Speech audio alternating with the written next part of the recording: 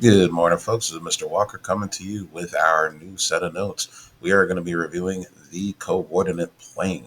So let's get into a couple things just to start off with, aka the plane, and then we'll get into these and other lessons. All right. All right. So, what is a coordinate plane? The coordinate plane is formed by horizontal and vertical number lines called axes, and these meet at a right angles that divide the plane into four quadrants. Okay, so remember these.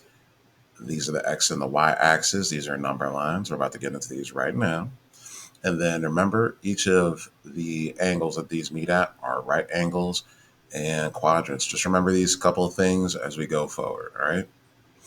So the x axis is the horizontal axis. So that's the one that's going from left to right.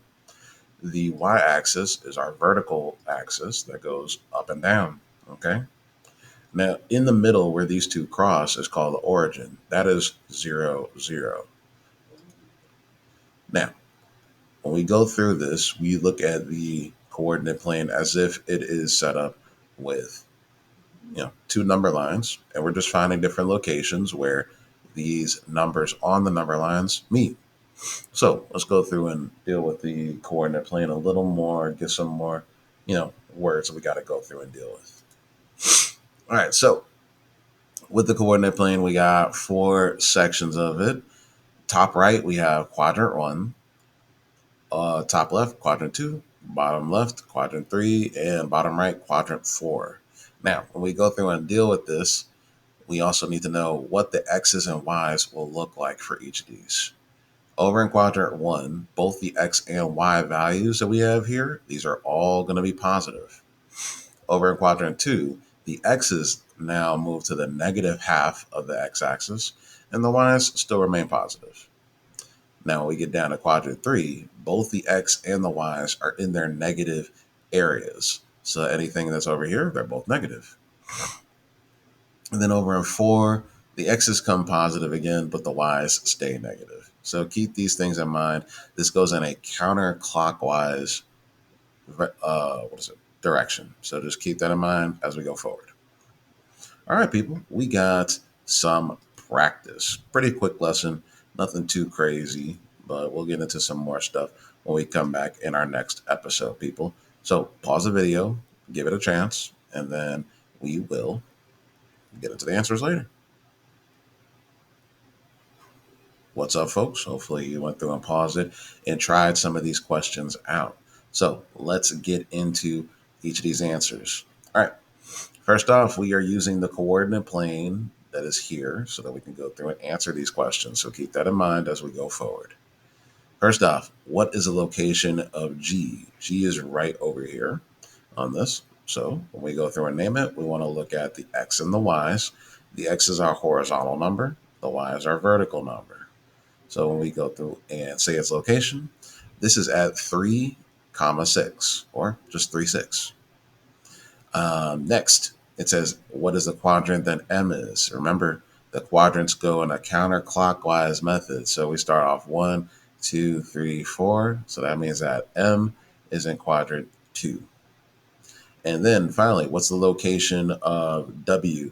Location, this is just like what we did with number one. We're just asking what are the points for W down here.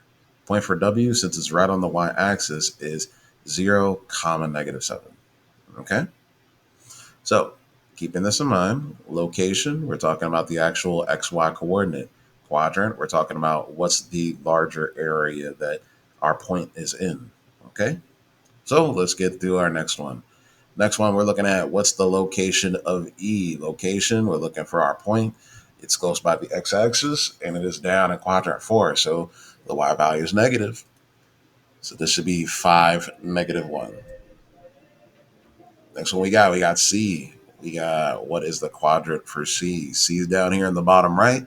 Remember, this is counterclockwise. So 1, 2, 3. C is in quadrant 4. Ooh, that should be 4. My fault. I'm going to edit that a little bit.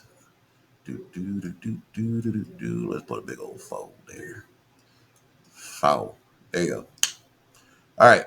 Then what's the location of Q? Q is 2, 7. Perfect. Easy peasy lemon squeezy. It's not that deep. Okay. So let's go through. Let's get these next ones up. They want us to graph the points over on this coordinate plane and label them. For this, they want us to graph and label the two segments that are here. So these are two lines that are going to be connected. These are just individual points. So let's look at what our answers are. Over on the left, we got B. B's over here on the right in quadrant 4. H is right on the x-axis.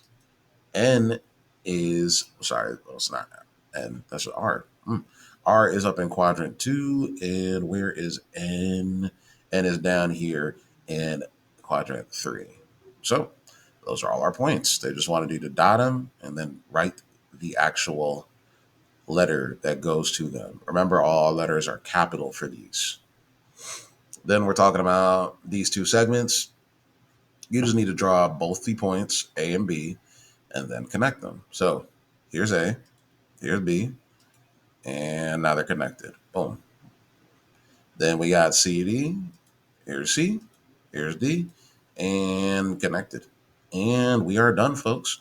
Nice sub 10-minute video. Catch y'all later, alligator. See ya.